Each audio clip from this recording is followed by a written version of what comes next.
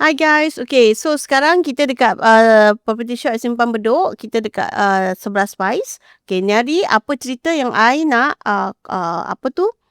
I need to share with you is pasal cerai lah Ni hari kita talk about some cases which I personally handle Okay, so you all kalau bukan you all kalau cerai lah. Kalau you all tahu kawan ke atau you yourself in this situation where you baru beli rumah kan, belum MOP lagi tahu So you tak sesuai pula dengan pasangan tu, gaduh ke, ada skandal ke, any question, any apa-apa senario lah kan So you need kalau you all boleh fix, boleh can fix the issue between yourself, it's alhamdulillah lah. Tapi kalau tak boleh, then better than having being in a toxic relationship. You all mesti nak macam I think I want to pull the brake, I want out. Okay, pasal apa? Nak jaga your own personal being lah kan Okay, tapi korang pernah tak tahu yang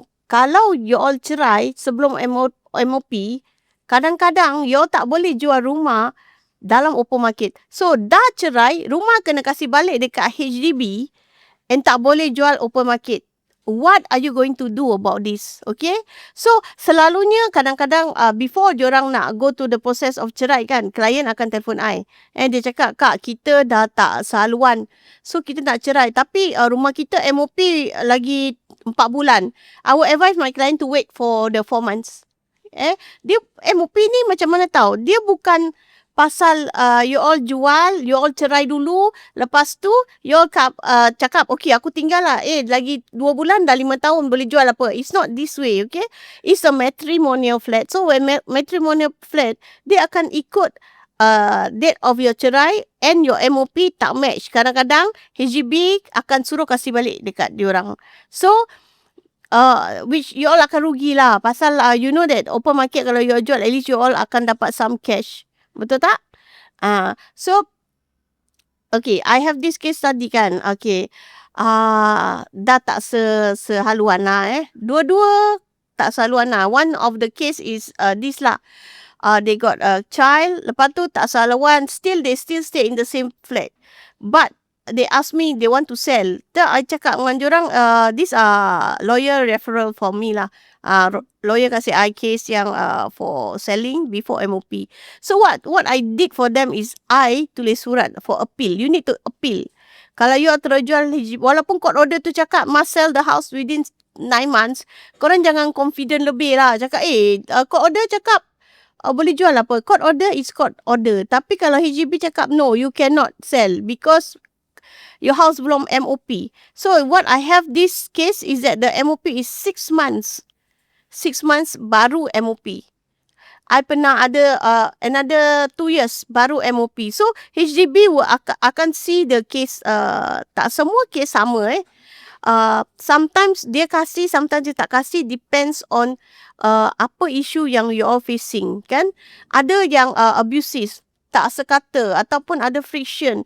Ada yang pasal anak ada special needs, dan jadi pasal the children is like that. Diorang macam selalu gaduh tau. So macam, kenapa I do like this, engkau do like this. Cara pendidikan atau cara parenting diorang tak sama. Jadi dia ni akan jadi perbalahan, dia akan jadi an issue for them. Okay, so tak semestinya whatever we write to HDB, it will be approved. Okay, some cases which I know of, actually bukan not me lah. So far, alhamdulillah, when I approve, when I appeal dapat. So I'm not sure, but I pernah dengar yang this girl cakap, yang I dah buatkan untuk diorang kan, dia cakap, Kak, kawan saya punya tak approve Kak. Ejen dia tulis surat cantik-cantik Kak. Dia tulis surat yang very sweet-sweet tau. Tapi sepanjang-panjang, tapi tak approve. So I say, yeah, because the situation is not the same.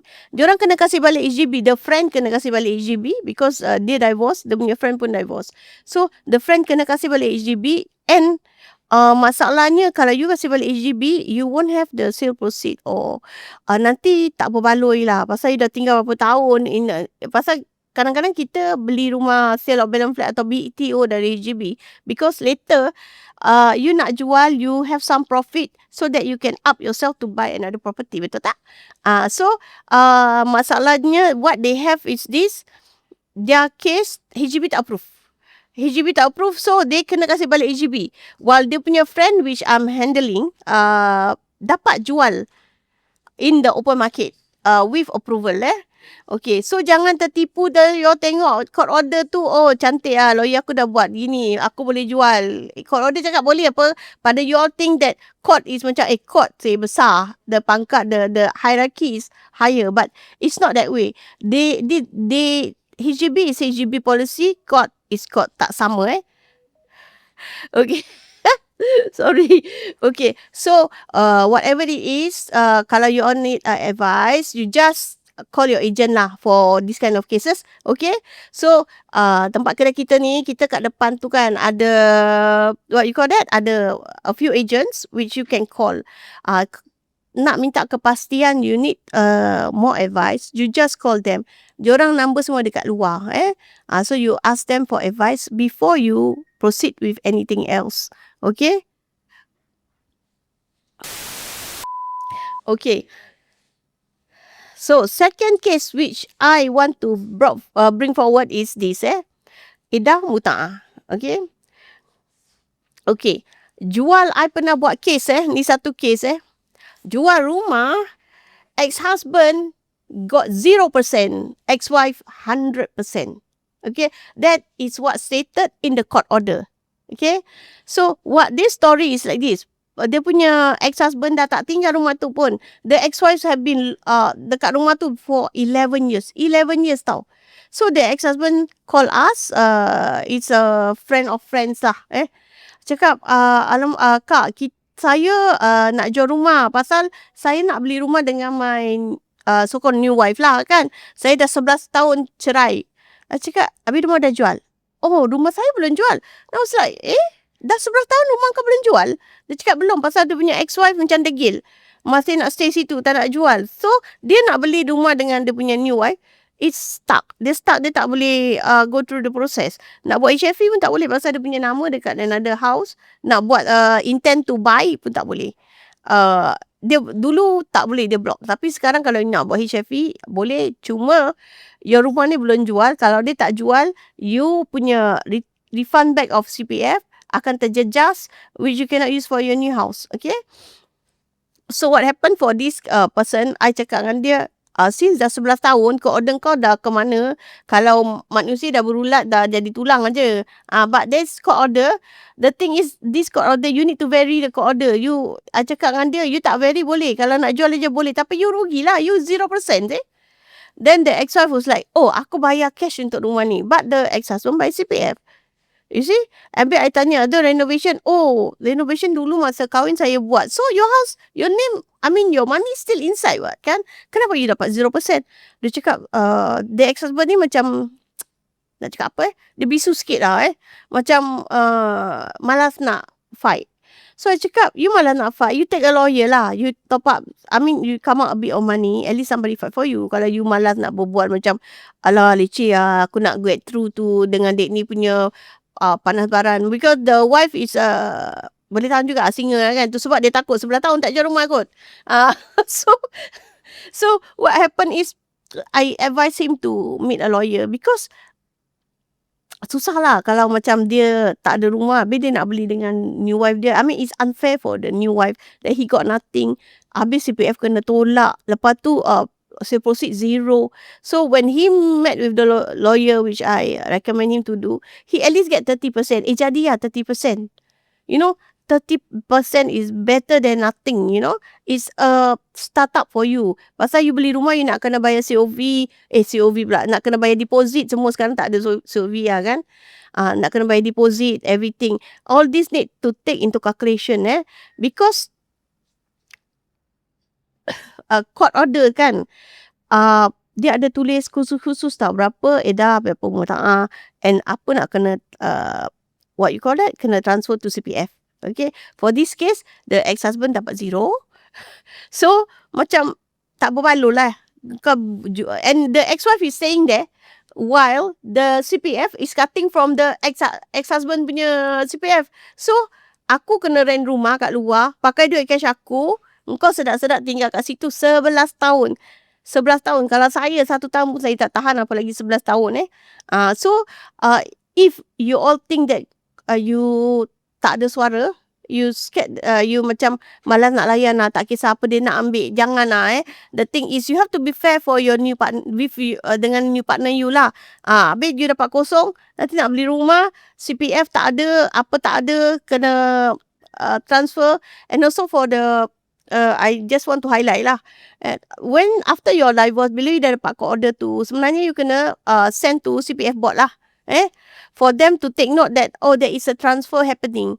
Ada orang yang tak buat ni semua. So what happen is, orang yang tak buat ni, masalahnya ini, kalau in future, kalau you all dah jual, apa nama dia, rumah dah jual, dah terjual, then after that, you punya CPF tu, you are supposed to get, kalau you ex-wife, you are supposed to get from your ex-husband like 100,000. What happen, court order tu tak jatuh kat CPF punya tangan. Okay, dia akan round back to dia punya OA. Kalau dia dah pakai beli rumah baru, CPF tak block, habis you tak dapat lah. Habis macam mana you nak retrieve back? Pasal dia dah taruh kat rumah ni, macam nak retrieve back? Kalau you nak suruh pakai cash, jangan harap lah kan. I don't think it will happen, this scenario yang dia akan kasih you cash 100 lebih ribu, which is macam impossible lah. Siapa ada 100 lebih ribu? Dengan perceraian, all this, you need a lot of money. Nak kahwin lah, apa semua. You mesti, kalau you tak ada duit, mesti you hutang. Dapat duit jual rumah, mesti you akan bayar ni semua hutang. So, be careful for those who already get the court order. Please submit your court order to CPF board, so that the board can take further action. But after you completion, you mesti nak kena email to them again lah. This for me is a safety net lah. I tak nak buat kerja last minute. So I always do this. Dapat court order je, akan submit to board.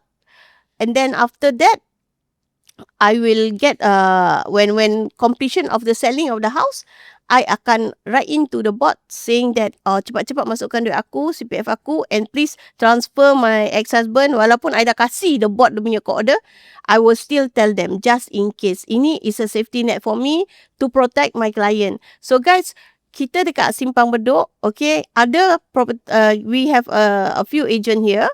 So if you all tak sure how to proceed after your divorce, you can just call any of us kat luar, kan? Then the agent will advise you. Kita punya number semua ada kat luar.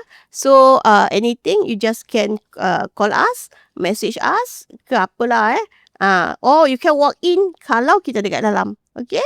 Okay. Okay guys, the next case is anak brought forward is satu case is this transfer bila dah cerai, kan? Dia tak jual open market tau. The court punya court order tulis transfer of the property to the ex-spouse. Then dia ada terms and condition dia sendiri kat situ, kat court order tu. Dia akan tulis maybe transfer, okay, kau kena refund back dia punya CPF berapa persen, or you buy overshare. Because I pernah buat satu is okay, not Muslim case lah. Not Muslim case. Muslim case you tahu lah, wife dapat, you know, banyak. Tapi ini is a divorce case based on orang bukan Islam. So what happened is affair lah, because of affair. Tak kira wife. Tapi the ex-husband ni, dia pandai. Pasal apa?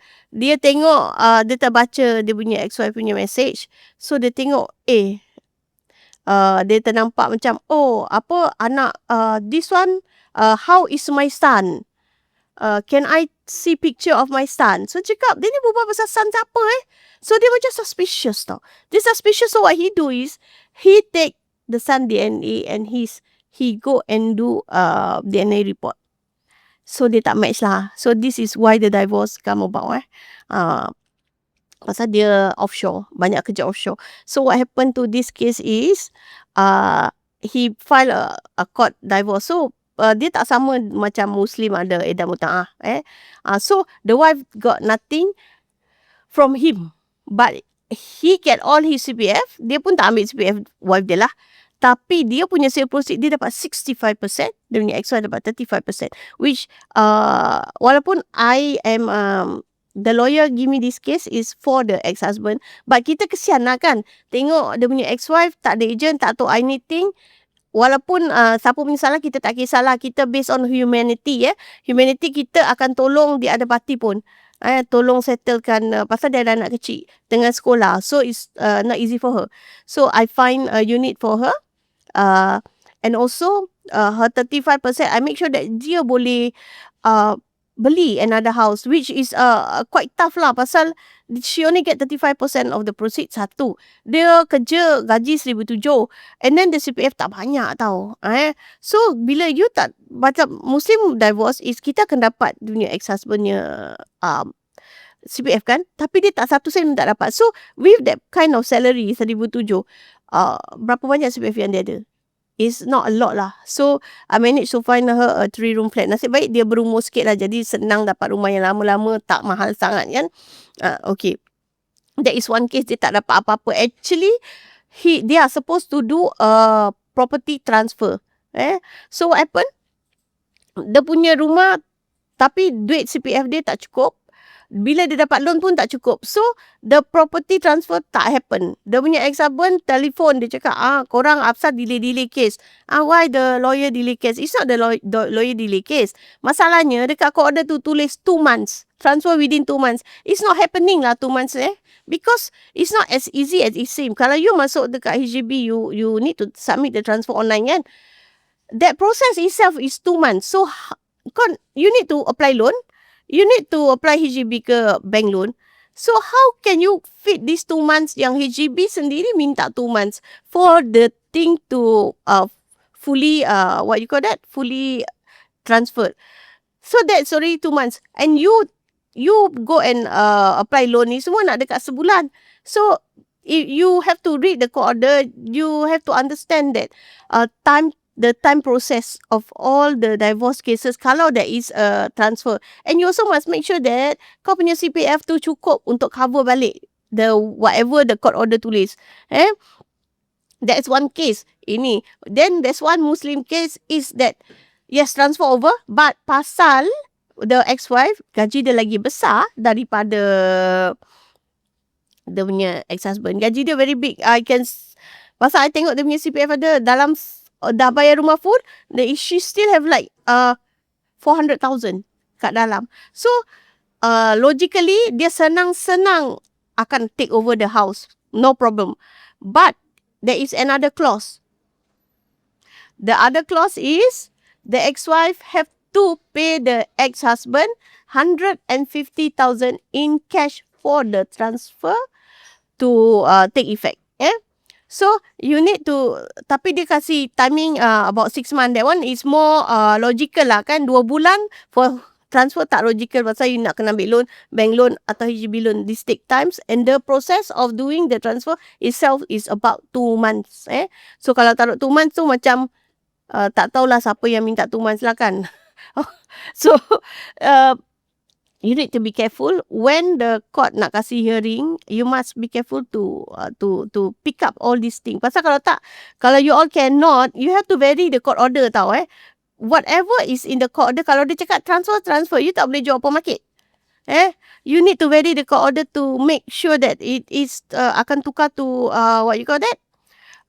open market. The court order have to be specific yang apa you need to do. Tapi ada lawyer pandai, dia taruh open market within berapa months or sell at open market. Dia ada 2 clause. So this one good. Tapi ada satu je clause yang menyusahkan. Tapi yang this person, dia ada 2 clause. So to me is that engkau tak dapat transfer, engkau jual open market, is settled. Tak payah vary court order. So if you all want to do, kalau you all ada nak case cerai, you all nak cerai ke apa ke, tapi you want to do a house transfer, pasal maybe you ada anak-anak banyak and your ex-husband pun with you is in a good term, cuma tak sependapat aja, then dia cakap, okay, I transfer this to you. Because you must remember, kalau your ex-husband it's by force dia kena transfer, next time bila you buat transfer, he have to endorse also. Kalau dia tak endorse, kes itu akan hanging because why? Pasal dia kena endorse to accept the transfer. Okay, so you guys must be careful on this. So baca court order tu betul-betul. You need to understand the court order before the lawyer submit lah. Kalau boleh ada 2 clause, tak boleh transfer, sell open market. Kalau tak, nanti you are stuck in between. You have to take the court order and vary. Once you vary, it take time and you will drag again the court order. Court order bukan hari minta besok dapat. Have to go. You have to book the date for the proceeding. You have to do this, you do that. So it akan drag lagi. And if tak sepakat, tak boleh. No, I cannot give you this much. I cannot give you this much. You akan argue again and it will drag. So guys, okay, so just be careful for those people who are going through a difficult time. Kan korang dengan you punya pasangan dah tak sependapat, ataupun you memang tak boleh angkat dengan muka dia, tak nak tengok muka dia ke apa, you tengok muka dia, you nak muntah ke, you nak apa ke, so you tengok muka dia geram ke, I mean it happen. So if this happen to you, you need to have a clear mind. Jangan ikut perasaan. Sometimes it's better to wait a bit longer, so that you have a more clear and sound mental mind before you make a decision. And anything you do, you have to think about your children also. Kan, mana nak tinggal kalau aku dah cerai, kalau rumah gini, aku tak kerja, duit tak ada, debak-debuk. Then you still need to think of this. Siapa nak ambil budak-budak ni? Jangan kita selfish, kita rasa macam, no, the children have to be under me. Tapi kau tak kerja. Anak nak makan apa? Memanglah ada, maybe if you are a woman, memang ada, akan dapat child support. Tapi child support, how much you think is enough? Kalau gaji you punya ex-husband kecil, you pun tak akan dapat banyak. Kalau kau ambil semua, dia nak makan apa? Betul tak? So it will be very little. If you are not working, if you don't have your own income, it's a bit difficult. So woman macam mana pun, I rasa you have to be establish yourself lah. Kena kerja lah. Jangan malah duduk rumah nak main handphone. Okay. Duduk rumah main handphone, Angry Bird, Candy Crush. Tak, you have to do something. Kalau susah nak keluar, home base. At least you have some income.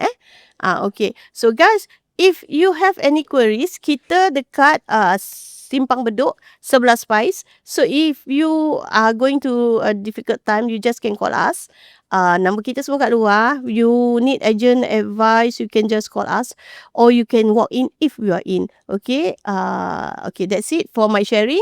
InsyaAllah, if I have more sharing, the next time I would share with you through through our TikTok ke our social media. Okay, but please comment, like and share kalau you think this is for you. You need to hear, or you have a friend who need to hear all this advice.